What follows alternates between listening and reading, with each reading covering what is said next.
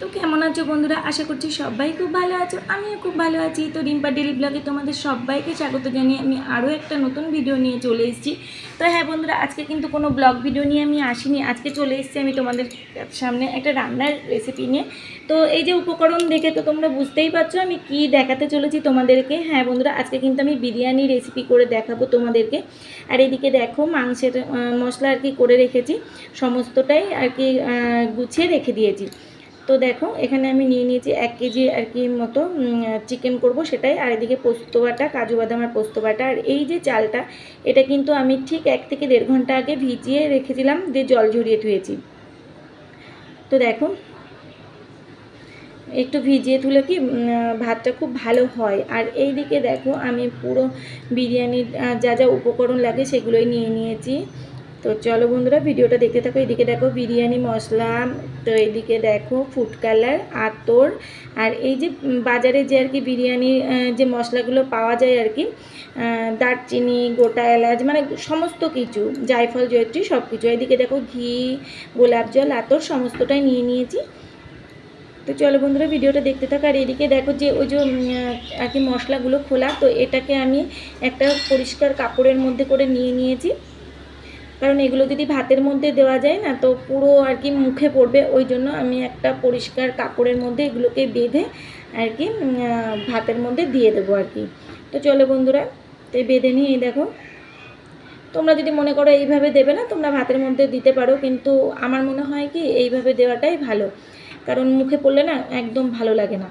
আর এই যে এই পরিষ্কার কাপড়টার মধ্যে দিলে যে ফুটন্ত গরম জলে দেবো, তো সেন্টটা খুব সুন্দর হবে। এর মধ্যে সমস্ত রকম আর কি মশলাটা বিরিয়ানি রয়েছে। তো চলো, আর এইদিকে দেখো এই যে গোটা যে দারচিনিটা আমি একটু ভেঙে নিচ্ছি, তো এটাও আমি ওই ভাতের মধ্যে আর কি দিয়ে দেবো। তো এদিকে দেখো আমি কড়াইটা বসিয়ে দিয়েছি গরম হওয়ার জন্য। আর হ্যাঁ বন্ধুরা, বিরিয়ানি কিন্তু করতে গেলে মাংসটা খুবই সুন্দর করতে হবে, না হলে কিন্তু বিরিয়ানি খেতে একদমই ভালো হবে না। তো সব থেকে মাথায় রাখতে হবে যে বিরিয়ানির যে চিকেনটা রান্না করব সেটার জন্য একদম পারফেক্ট হয়। তো এই যে এখানে কিন্তু আমি 1 কেজি চিকেন নিয়ে নিয়েছি, তো এটা পরিষ্কার করে ধুয়ে আমি রেখে দিয়েছি। তারপরে দেখো এই যে তেলটা কিন্তু আমার গরম প্রায় হয়ে গেছে, তো এর ভিতরে দিয়ে দেবো আমি যে বেরেস্তাটা করবো আর কি। তো সেই বেরেস্তাটাই আর কি প্রথমেই আমি ভেজে নেব। এই দেখো তেলটা কত সুন্দর আর কি গরম হয়ে গেছে। তো পেঁয়াজগুলো আমি একে একে সমস্তটা দিয়ে দেবো, বেরেস্তার যে পেঁয়াজটা। আর বিরিয়ানির মানে বেরেস্তাটাই কিন্তু আসল। তো গ্যাসটা একদমই মিডিয়াম করে দিয়ে আমি এটাকে ভেজে নেব।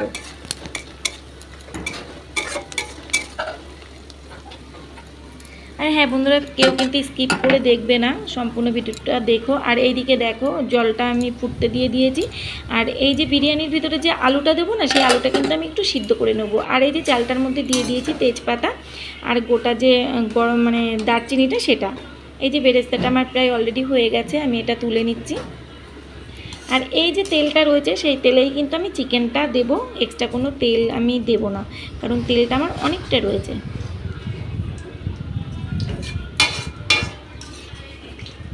তোমরা বাড়িতে ঠিক এইভাবেই ট্রাই করো, অবশ্যই ভালো লাগবে। সবাই তো আমার বিরিয়ানি খেতে ভীষণই পছন্দ করি। আর এই রকমভাবে বিরিয়ানি করলে তো একদম রেস্টুরেন্ট স্টাইলে আর কি বিরিয়ানিটা হয়।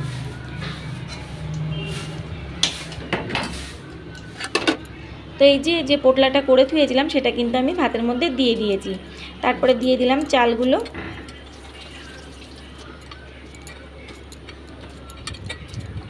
তো সমস্ত চালটাই আমি দিয়ে দেবো। তার মধ্যে দিয়ে দিচ্ছি কিন্তু পরিমাণ মতো লবণ। লবণটা দিয়ে কিন্তু আমি একটু নাড়া দিয়ে নেব ভাতটা, কারণ বিরিয়ানির মধ্যে এখন যদি লবণটা দিয়ে দিই বিরিয়ানিতে মানে পুরো পারফেক্ট আর কি লবণটা হয়ে যাবে। তো এইদিকে দেখো আমার কিন্তু ভাতটা ফুটে গেছে। আমি পুরো যে একদম ভাতটা হয়ে যাবে সেটা না, আমি 80% মতো আর কি ফুটিয়ে নিয়েছি, আর বাকিটা এমনি ভাপেই হয়ে যাবে।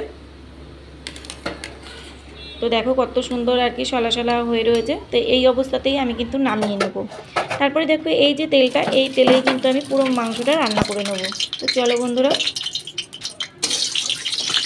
দেখো আর যে ভাতের মধ্যে থেকে আলুগুলো কিন্তু আমি বার করে নিয়েছি, হাফ সেদ্ধ আর কি হয়ে এসছে। তো এই আলুটাকেই আমি তেলে আর একটু ভেজে নেব লাল লাল করে।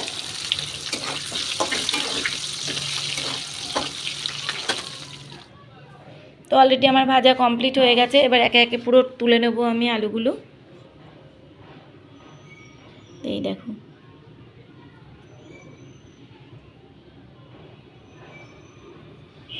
তো এই তেলেই দিয়ে দিলাম সাদা জিরে, তেজপাতা ফোড়নে।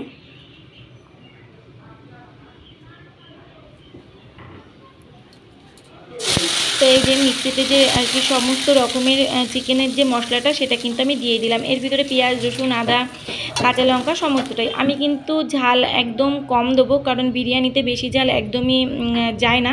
তো ওই জন্য আমি কিন্তু মিডিয়াম ঝালটাই দেবো। তো এখানে দিয়ে দিলাম লবণ আর সামান্য একটু চিনি অ্যাড করে দিয়েছিলাম। এই যে কষানোর সময় যদি একটু চিনি অ্যাড করা যায়, কালারটা কিন্তু খুব সুন্দর আসে আর মশলার ব্যালেন্সটাও ঠিক থাকে। আর এইদিকে দিয়ে দিলাম পরিমাণ মতো আমি হলুদ।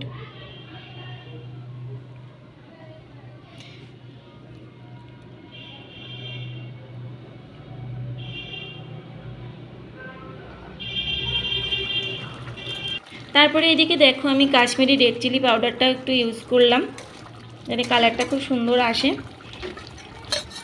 যেহেতু আমি কাঁচা লঙ্কা ইউজ করেছি, এটাকে সুন্দর করে আমি কষিয়ে নেব। মাংসের মশলাটা যত ভালো কষানো যাবে, মাংসের টেস্টটাও কিন্তু ততটাই সুন্দর আসে।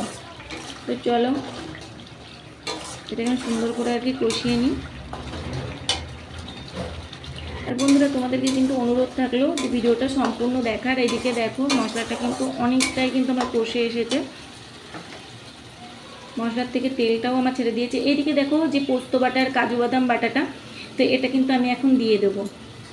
তো তোমরা বাড়িতে ঠিক এইভাবে চিকেনটা রান্না করো, অবশ্যই কিন্তু অসাধারণ টেস্ট হয়।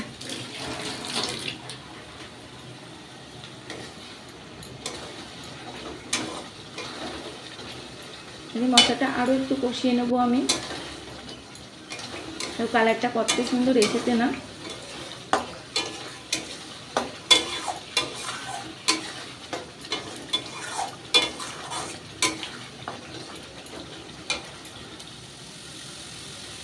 তার মধ্যে দিয়ে দিলাম আমি কিন্তু বিরিয়ানি মশলা। এটা তো দিতেই হবে, যেহেতু এই চিকেনটা বিরিয়ানিতে আর কি ইউজ হবে, তো বিরিয়ানি মশলাটা অবশ্যই কিন্তু দিতে হবে।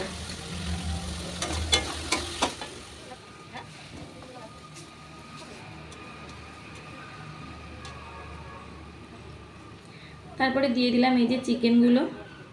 এখানে রয়েছে আমার প্রায় 1 কেজি চিকেন। তো চিকেনটাকে দিয়েও আমি সুন্দর করে কষিয়ে নেব।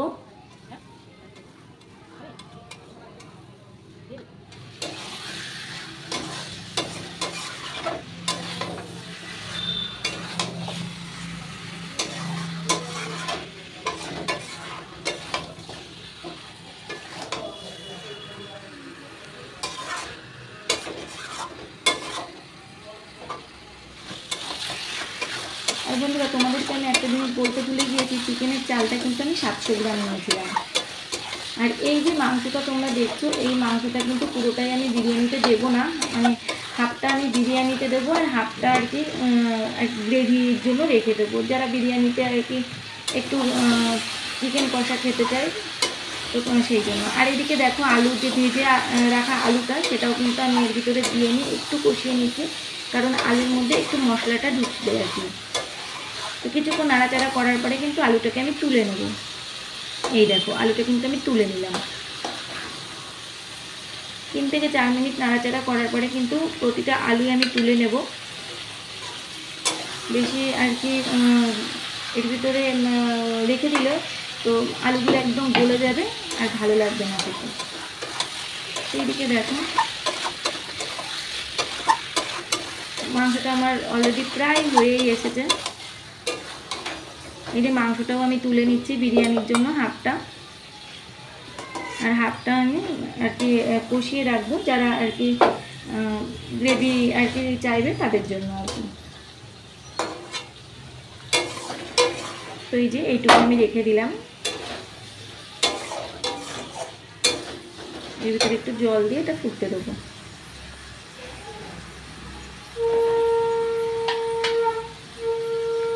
এইদিকে দেখো একটু পরিমাণ মতো জল দিয়ে দিলাম। আর এইদিকে চলে আসলাম যে এই যে ভাতের যে ফ্যানটা জড়িয়ে থুয়েছিলাম, আর এইদিকে যে আর কি কাপড়ের যে পোটলাটা আর কি সেটা কিন্তু আমি তুলে নিলাম, ওটার আমার প্রয়োজন নেই, ওটা এবার আমি ফেলে দিয়েছি। আর এইদিকে দেখো এই যে একটা সসপ্যান নিয়ে নিয়েছি, ঘি ব্রাশ করে নিলাম, যেহেতু আমার ব্রাশ নেই তো ওই জন্য হাত দিয়েই মাখিয়ে নিয়েছি। আর এইদিকে দেখো সমস্তটা আর কি লেয়ার করে নেব, এই যে ভাতটা আর কি সুন্দর করে দিয়ে নিচ্ছি।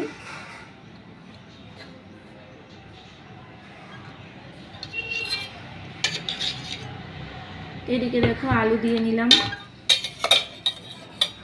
আলুটা না একদম কম দিয়েছি, খুব বেশি আমি দিইনি। তারপরে দিয়ে দিচ্ছি চিকেন। এইদিকে দিয়ে দিলাম গোলাপ জল, এটা কেওড়া জল,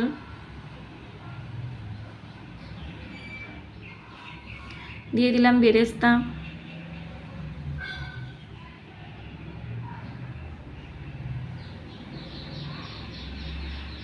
এই যে ফুড কালারটা,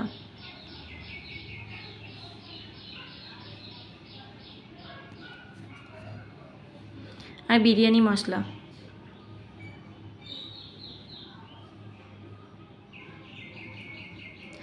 তারপরে আবারও যে লেয়ারটা করব ঠিক সেম প্রসেসেই কিন্তু লেয়ারটা করব। এই যে আবারও ভাতটা দিয়ে দিলাম, তো একে একে সুন্দর করে লেয়ার বাই লেয়ার আর কি সাজিয়ে নেব। তো এইদিকে দেখো এই যে চিকেনটা দিয়ে দিলাম। চিকেনে কিন্তু আমি কোনো রকম ঝোল রাখিনি, একদম কষা, কারণ কি তাহলে বিরিয়ানিটা একদম ঝুরঝুরে হবে। আর এর ভিতরে যদি একটু গ্রেভি দেওয়া যায় না, বিরিয়ানিটা একদম ভালো লাগে না, মনে হয় কি যে মাংস দিয়ে ভাত মেখে রেখেছি ওই রকম লাগে। তো এদিকে দেখো কেওড়া জল দিয়ে দিলাম, গোলাপ জল দিয়ে দিলাম,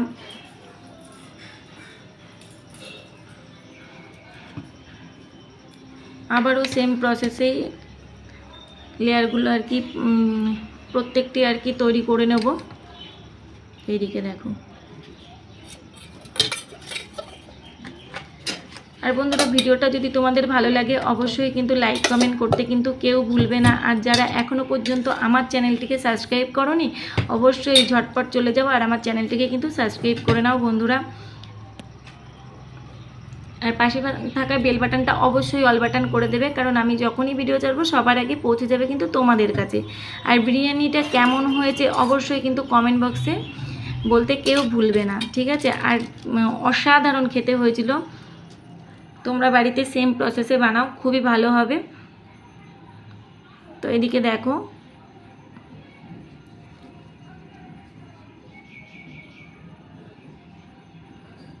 এই যে শেষ ফিনিশিং আর কি ঘি দিয়ে দিচ্ছি।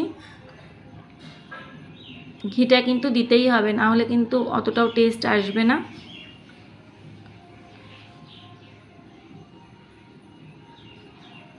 এই যে আতর, পুরো আতরটাই আর কি দিয়ে দিলাম,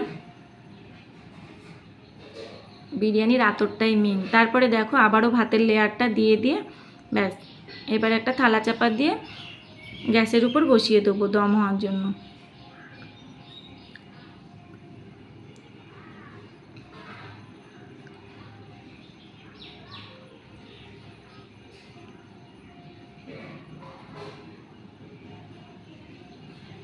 তো এই যে একটু ফুড কালার দিয়ে দিলাম। এইদিকে দেখো এই যে থালাটা চাপা দিয়ে দিলাম, আর এই যে গ্যাসটা ধরিয়ে দিলাম, আর গ্যাসটা একদম স্লিম করে দেবো। আর এইদিকে একটা নোড়া চাপা দিয়ে দিলাম।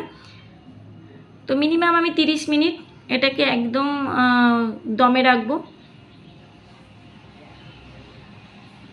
আর এইদিকে দেখো এই যে মাংস যে গ্রেভিটা ছিল সেটা কিন্তু আমার প্রায় হয়ে গেছে, একটু গরম মশলা দিয়ে আমি নামিয়ে নেবো। আর এই যে এটা 30 মিনিটের জন্য আমি ছেড়ে দিলাম, আর গ্যাসটা একদম স্লোতে দিয়ে দেবো।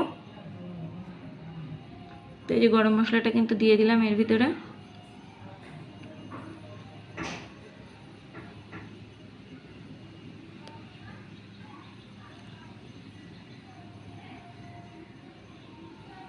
তারপরে দেখো নোড়াটাকে আমি নামিয়ে এই যে পাটাটা আর কি দিয়েছিলাম, তাহলে কি চাপাটা খুব সুন্দর হবে। আর এদিকে দেখো ভাবটা কেমন বেরিয়েছে, আর অসাধারণ দেখতে হয়েছিল। তোমাদের কেমন লাগলো অবশ্যই বন্ধুরা কমেন্ট করে কিন্তু জানাতে ভুলবে না।